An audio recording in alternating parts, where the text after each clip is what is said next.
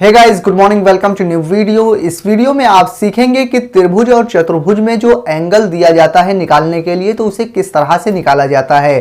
तो उसे निकालने से पहले हम आइए इसके कंसेप्ट को समझ लेते हैं कि त्रिभुज में और चतुर्भुज में टोटल एंगल कितना होता है, कितने कितने डिग्री के एंगल होते हैं, कितनी लाइनें होती हैं। इन सभी चीज़ों को समझ लें ताकि हमें बेहतर तरह से समझ में आ जाए और इन दो एग्जाम्पल को समझने के बाद आपके सामने किसी भी तरह का कोई एग्जाम्पल आए तो आप उसे बहुत ही आसानी से कर सकें। तो उसके लिए आपको इसका कंसेप्ट समझना जरूरी है। तो उसके लिए पहले आप देखिए, आपके सामने दो एग्जाम्पल लिखा हुआ है, एक चतुर्भुज का और एक त्रिभुज का। तो इसमें आपसे यहाँ पर ये पूछा जा रहा है कि यहाँ पर कितने डिग्री का एंगल बनेगा, और यहाँ त्रिभुज में पूछा जा रहा है कि यहाँ क्वेश्चन मार्क बना है तो यहाँ पर कितने डिग्री का एंगल होगा। तो उसके लिए पहले आप ये समझ लीजिए कि एंगल बनता कैसे है। एंगल बनता है दो लाइनों के बीच में। मान लीजिए कोई लाइन इस तरह की होगी, तो इसको हम नापते कैसे हैं कि यहां से लेके यहां तक लाइन कितनी लंबी है। इसको हम नापेंगे या तो सेंटीमीटर में या मीटर में या किलोमीटर में, इस तरह से, या फीट में नापेंगे। तो दूरी को नापने के लिए हम सेंटीमीटर, मीटर, किलोमीटर का इस्तेमाल करते हैं। लेकिन अगर दो लाइनें हो, एक लाइन ये है और एक लाइन और हो, तो इन दोनों के बीच में अगर एंगल निकालना हो तो कैसे निकालेंगे। तो एंगल निकालने की पहली कंडीशन है कि दो लाइनें आपस में जुड़ी होनी चाहिए। जैसे कि एक लाइन यहां पर जा रही है और दूसरी लाइन यहां से जुड़ी हुई है, तभी तो यहां पर एंगल बना है। तो यहां पर मान लीजिए कोई इस तरह की लाइन एक चली जाए और एक लाइन ये जा रही है, तो एक लाइन ये और एक लाइन ये, तो जहां पर जो लाइनें जुड़ती हैं इस तरह से, वो कितना खुली हैं कितना बंद है, तो जिस पॉइंट पर जुड़ी होती हैं वहां कितने डिग्री का एंगल बना है, यहां को हम नापते हैं मीटर, सेंटीमीटर, किलोमीटर में बिल्कुल नहीं नापते हैं। इसको नापने के लिए हम किसका इस्तेमाल करते हैं, एंगल का इस्तेमाल करते हैं। तो कितने डिग्री का एंगल बना है वही हमें यहां बताना होता है। तो ये बात आप समझ गए, यहां पर एंगल होता है, तो एंगल दो लाइनों के बीच में होता है। इतनी बात आप समझ गए हैं।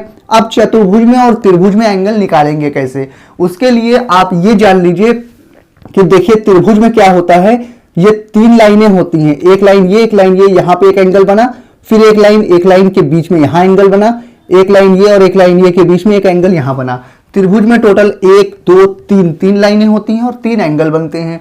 चतुर्भुज में एक लाइन, दो लाइन, तीन लाइन, चार लाइनें होती हैं और चार एंगल भी बनते हैं, टोटल चार एंगल बनते हैं। अब दूसरी बात यह आती है कि इसमें टोटल कितने डिग्री का एंगल होता है। यहां पर कितने डिग्री का एंगल है हमें उससे मतलब नहीं है, यहां पर कितने डिग्री का एंगल है हमें उससे मतलब नहीं है, यहां पर कितने डिग्री का एंगल है हमें उससे मतलब नहीं है।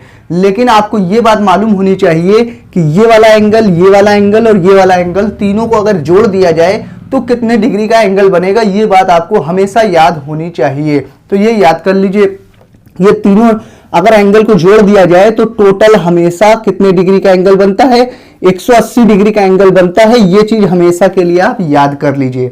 इतनी बात आपको याद है, इसका आंसर आप तुरंत निकाल लेंगे। कैसे निकालेंगे, देखिए एक एंगल ये दिया है, एक एंगल ये दिया है, तो 50 डिग्री और 40 डिग्री को जोड़िए, कितना हो जाएगा, 40 डिग्री प्लस 50 डिग्री।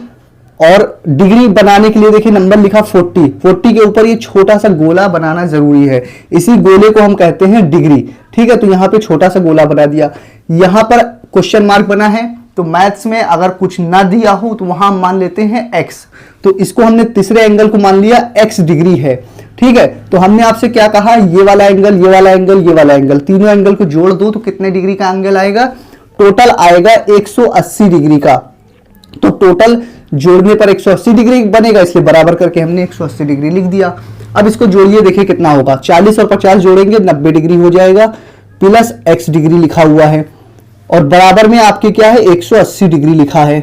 अब 90 डिग्री के आगे प्लस का निशान है, बराबर के इधर आएगा तो क्या हो जाएगा, 180 डिग्री माइनस 90 डिग्री हो जाएगा, क्योंकि प्लस का निशान शुरू में लगा होता है तो प्लस लगाने की जरूरत नहीं है, और वो शुरू वाला नंबर जब इधर आता है प्लस वाला निशान तो इधर आके माइनस हो जाता है बराबर के इधर। अब बराबर करके 90 तो उधर चला गया, बचा क्या, x डिग्री।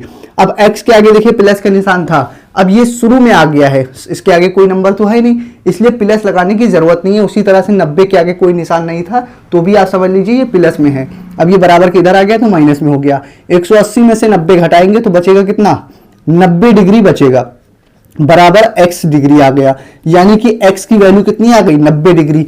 तो यहां पर एंगल कितने डिग्री का बन रहा है, 90 डिग्री का बन रहा है। इस तरह से आप निकाल सकते हैं। तो एक एग्जांपल इस तरह से हमने सॉल्व कर लिया। अब ये सॉल्व करने के लिए पहले आपको क्या मालूम होना चाहिए था कि त्रिभुज के तीनों कोणों का योगफल 180 डिग्री होता है। अगर ये मालूम था तभी निकाल सकते हैं, अगर ये नहीं मालूम था तो नहीं निकाल पाते आप। तो नहीं मालूम था तो याद कर लीजिए 180 डिग्री होता है। अब चतुर्भुज की बात करते हैं। चतुर्भुज में चारों कोण होते हैं, वो चार कोण कितने कितने डिग्री के हैं उससे हमें मतलब नहीं है, लेकिन आपको ये बात मालूम होनी चाहिए कि चारों चतुर्भुज के चारों कोणों को अगर जोड़ा जाए तो कितने डिग्री का एंगल बनता है। टोटल बनता है 360 डिग्री का एंगल। ये बात आपको मालूम थी तो अच्छी बात है, नहीं मालूम थी तो इसको आप याद कर लीजिएगा हमेशा के लिए कि चतुर्भुज के चारों कोणों का योगफल 180 डिग्री होता है। यानी इन चारों कोणों को जोड़ेंगे तो कितना आएगा, 360 डिग्री आएगा। तो अब इसको हम जोड़कर देखते हैं। यहां पर लिखा हुआ है 70 डिग्री, 70 डिग्री लिख दिया। फिर प्लस 80 डिग्री है, 80 डिग्री लिख दिया। फिर 95 डिग्री है, 95 डिग्री लिख दिया। उसके बाद प्लस चौथा एंगल क्या है वो हमें मालूम नहीं है, नहीं मालूम है तो उसको हम x मान लेते हैं, x डिग्री बराबर करके टोटल इसको जोड़ेंगे तो कितना आएगा, ये आपको पहले ही मैंने बता दिया 360 डिग्री आएगा। तो 360 डिग्री लिख दीजिए। अब आपको क्या करना है, ये सारे नंबर को जोड़िए क्योंकि प्लस में है सारे नंबर। तो 70, 80 और 5, 5 0 0 मिलके हो जाएगा 5, 5 आ गया। 9 और 8, 8 गुना 16 और 1 17, 17 और 7 मिलाएंगे तो कितना हो जाएगा, 17 और 7 हो जाएगा 24। तो 24 यहां पर लिख देंगे, यानी 245 डिग्री आ गया। अब प्लस करेंगे, उसके बाद x डिग्री लिखा है वो लिख देंगे, बराबर के 360 लिखा है वो लिख देंगे, 360 डिग्री। अब क्या करेंगे, इसके आगे प्लस का निशान है, बराबर के उधर जाएगा तो माइनस में हो जाएगा। प्लस और माइनस बराबर के इधर उधर आने जाने पर आपस में चेंज होते हैं।